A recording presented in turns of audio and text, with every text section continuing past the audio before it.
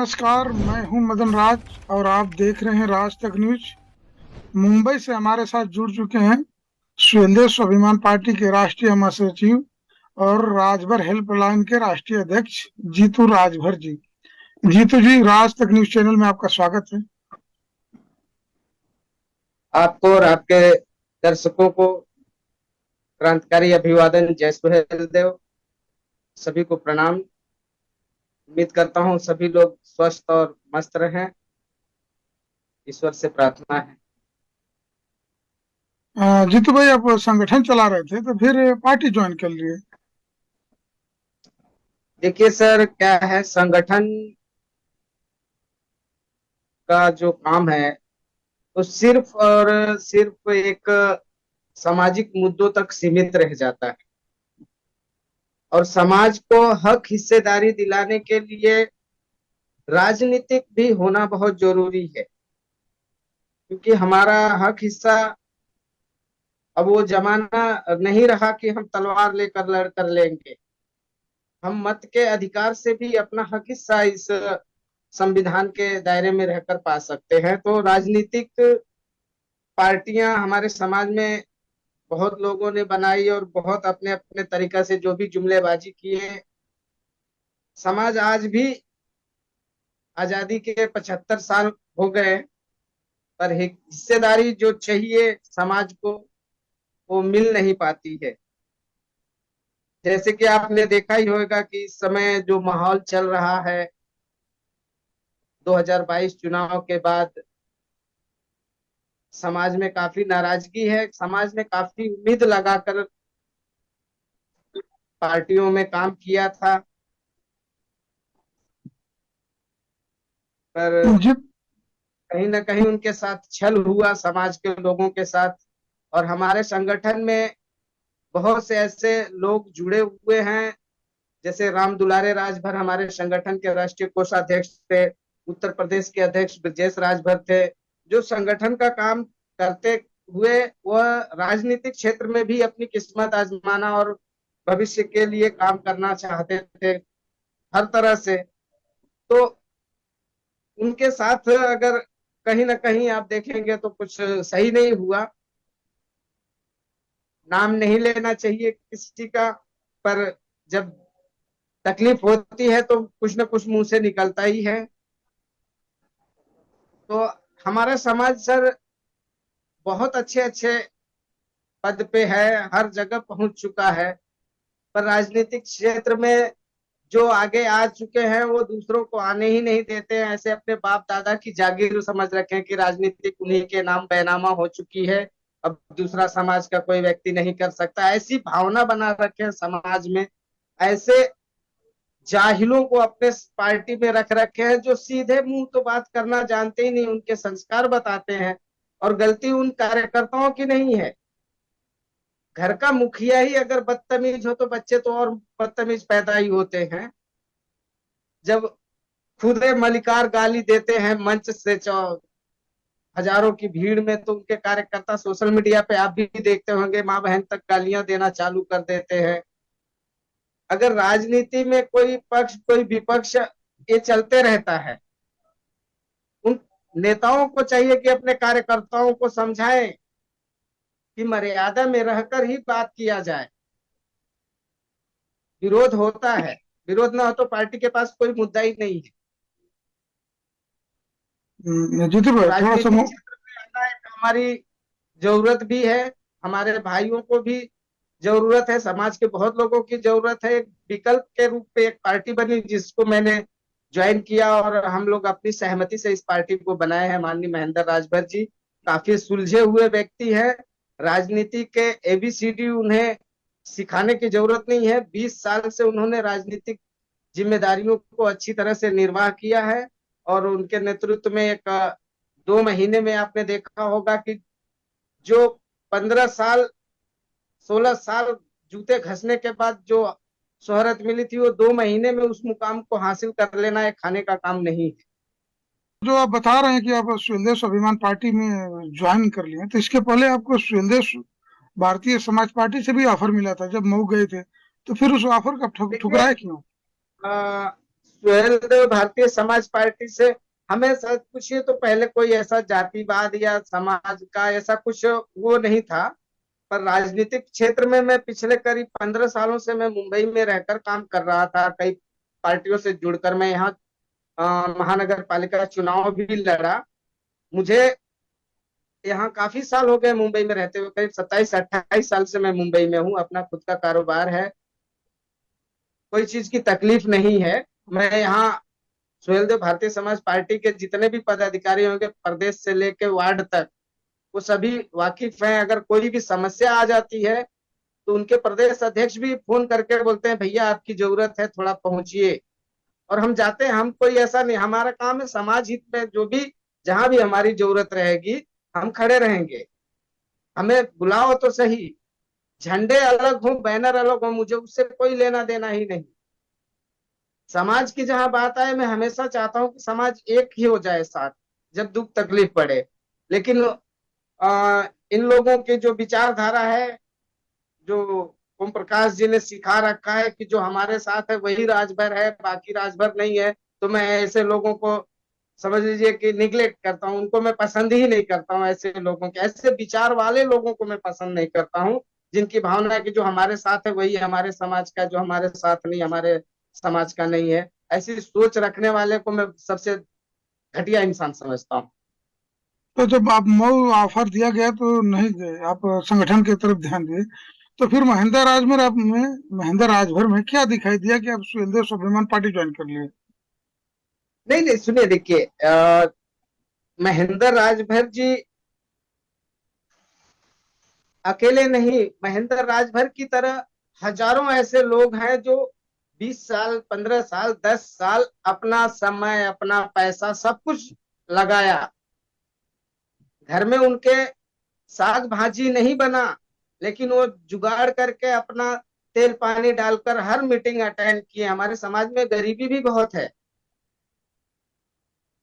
तो जब हक हिस्सेदारी आती है तो उनको अनदेखा कर दिया जाता है। जिला पंचायत के चुनाव में मैं जहां तक जानता हूँ सैकड़ों लोगों से मेरा संपर्क हुआ है। मैं 2 महीने तक उत्तर प्रदेश में जिला पंचायत चुनाव में मैं जहां जहां मुझे खबर मिली कि अपने समाज के व्यक्ति खड़े हैं, चाहे वो किसी भी पार्टी के हो, मैं उन तक पहुंचा। उसमें से बहुत सारे ऐसे समाज के लोग मिले जो ओम प्रकाश की पार्टी में काम करते थे, और उनको बोला गया था आप तैयारी करो और चुनाव लड़ना है। जब माहौल बन गया कि हाँ यहाँ छड़ी का चुनाव वाले अभ्यर्थी खड़े हैं, तो वहां सौदेबाजी हुई। तो ये सौदेबाजी, चलो ठीक है, आपको पैसे की भूख है, पर समाज तो कुछ आगे कैसे बढ़ेगा? आप अकेले आगे बढ़ रहे हो, आप समाज को नहीं लेके चल रहे हो। इसलिए समाज में एक विकल्प होना बहुत जरूरी था। जब माननीय महेंद्र जी ने आ, हमारी कमेटी राजभर हेल्पलाइन के साथ एक तो बैठक किया और कहा कि विचार बन रहा है कि हमें अब जरूरत आ गई है कि समाज की हिस्सेदारी के लिए हम लोगों को एक विकल्प पार्टी के रूप में खड़ा करना चाहिए। तो ब्रजेश जी ने, राम दुलारे राजभर जी ने, हम सब ने बात किया कि देखिए, ये गाली देना और विरोध करना ये तो चलता रहेगा, लेकिन विरोध और गाली से हिस्सेदारी नहीं मिलेगी। हमें एक विकल्प भी चाहिए जो समाज के लोगों को, जो आगे बढ़ना चाहते हैं राजनीतिक क्षेत्र में, उनको अधिकार के लिए एक टिकट कौन देगा?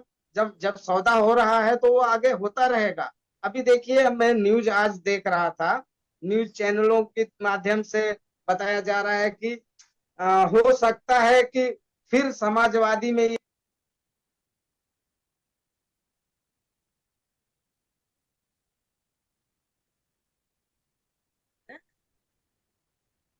इस मंच पे नचाओ।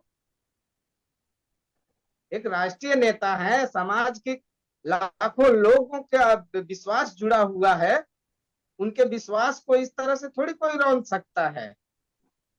क्या समझ रखा है? समाज ने आपको अपना नेता मान क्या लिया? गुनाह कर दिया। कभी इधर जाओ गाली दो, कभी उधर जाके गाली दो। जिस समाजवादी को कहते थे जो समाजवादी को वोट करेगा अपनी माई बहन के संगे घात करेगा, तो इसका मतलब ओम प्रकाश ने अपनी माँ बहन के साथ घात किया। वो एक्सेप्ट कर लें कि हाँ अपनी माँ बहन के साथ हमने घात कर लिया। ये सांप तो होते राज हैं नेता, सांप ये तो होता है राजनीति। भैया। जी जी जी, जीतू नहीं, भाई। सांप होता है, बोलते हैं लेकिन ये दुमुहा सांप नहीं, ये डोरहा सांप है। डोरहा सांप, वो पनिया जो पानी में सांप होता है ना, लुकुर लुकुर खाली जीभ निकालता है, उसके काटने से कोई जहर भी नहीं फैलता है। वही सांप है, ये डराने का काम कर सकते हैं, जीभ निकाल के डरा सकते हैं। पर समाज डरता नहीं है, उनको अच्छी तरह से पता है कि हमारा समाज जो है उसके रगों में किसका खून दौड़ रहा है। महाराजा सुहेलदेव के सब वंशज हैं, लड़ाकू जातियां हैं, 2 मिनट में धराशाही कर देंगे। अब ये ये तो नाचे राजनीतिक। नचाए जी कल्प जी बना जी। है, इनको मुंह तोड़ जवाब देने के लिए बना है। ईंट का जवाब पत्थर से देने के लिए बनाया गया है। और इसमें जितने लोग अभी आप देखे होंगे, जो फ्रंट पे कुछ लोग एकदम आ, ढाल तलवार लेकर जो खड़े हैं योद्धा की तरह ना, 1 इंच पीछे नहीं हटने वाले हैं कोई भी। ये तो राजनीतिक बयानबाजी हुई।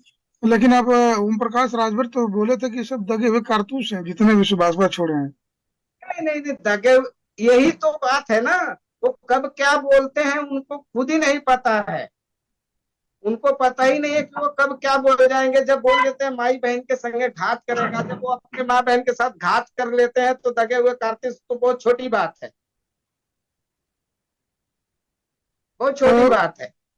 तो संगठन के साथ साथ आपका पार्टी में अभी बुलाए थे जो संगठन के माध्यम से मुंबई में महेंद्र जी को, तो मुंबई में क्या प्लान चल रहा है सूर्योदय स्वाभिमान पार्टी को लेकर?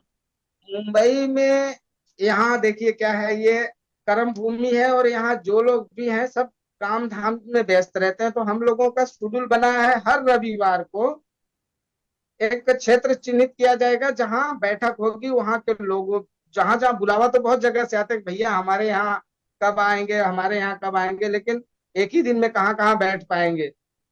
तो हर संडे अब हम लोगों का मिशन कारवां निकल पड़ा है महाराष्ट्र में। बहुत अच्छा रिस्पॉन्स मिल रहा है। माननीय ओम प्रकाश राजभर जी जब आए थे मुंबई में लास्ट जयंती में, 182 लोगों का काफिला उनके पास पूरे जयंती के समारोह में था। 182 लोग। मैं भी वहां गया था देखने, उनको सम्मान देने गया था, उनको गुलदस्ते लेके अपनी टीम के साथ 10-15 लोगों के साथ मैं गया था। उनको काफी, भाई हमारे समाज के हैं, मुंबई में आए हैं, हम उनका सम्मान करते हैं। बशर्ते उनका संगठन यहाँ खत्म हो चुका है महाराष्ट्र में। 8-10 लोग गिनती के हैं, लेकिन वो भी निराश है। वो सिर्फ जुड़े हुए हैं और नहीं चाहते कि उनके ऊपर कोई टीका टिप्पणी हो, इसलिए मजबूरी में वो पड़े हैं। बाकी यहाँ कमेटी को जिस तरह से चलाना चाहिए, उन लोगों का अब काम खत्म हो चुका है, नहीं कर सकते हैं। क्योंकि ये लोग जहां भी जाते हैं सौदेबाजी शुरू हो जाती है। मीरा भाईंदर शहर में 25 से 30 हजार राजभर रहते हैं, 18 से 20 हजार उसमें वोटर हैं। यहाँ उन्होंने देखा कि बहुत बड़ा समाज का तबका रहता है, एक विधायक के लिए कैंडिडेट भी खड़ा किए। जितने कार्यकर्ता सब सौदेबाजी में लग गए कि हम कुछ बेच लें, हम कुछ बेच लें, हम बेच लें। ऐसी घटियागिरी करना काम कर दिए कि बेचारे को 128 वोट में सिमट के रह गया और सब लोग लगे पड़े रहे। किसी को पार्टी से, प्रचार से कोई लेना देना नहीं है। उनके पार्टी में जो नेता है ना, वो सिर्फ सेल्फी मारने और फोटो खिंचाने तक, उनको जमीन पे उतर के काम करने का कोई मतलब ही नहीं है। ओम प्रकाश जी आएंगे तो 150 वहां जमा के फोटो खिंचवाएंगे, नारा लगा के, वो भी खुश वो भी खुश, दोनों खुश होकर चले जाते हैं। इससे समाज का भला होने वाला नहीं है। जमीन पे आप उतर कर समाज की लड़ाई लड़नी होगी। आपको नहीं लगता कि आप लोग पर्सनल विरोध करते हो प्रकाश राजभर के? किसका विरोध? वो भी राजभर का आप लोग पर्सनल विरोध नहीं करते हैं, ऐसा नहीं लगता आप लोग को? जी पर्सनल विरोध नहीं है। विरोध, देखिए अगर पर्सनल विरोध इसको कहेंगे तो माननीय प्रधानमंत्री मोदी जी, माननीय मुख्यमंत्री योगी जी, इन लोगों ने कौन सा ओम प्रकाश का खेत जोत लिया है जो शाम सुबेरे पानी पी पी के चिल्लाते हैं? कौन सा खेत जोत लिया है भाई? अखिलेश ने इनका कौन सा खेत जोत लिया है जो ये शाम सुबेरे उन्हीं का माला जप रहे हैं, विरोध कर रहे हैं? अगर राजनीति में आए हैं तो विरोध तो होना है।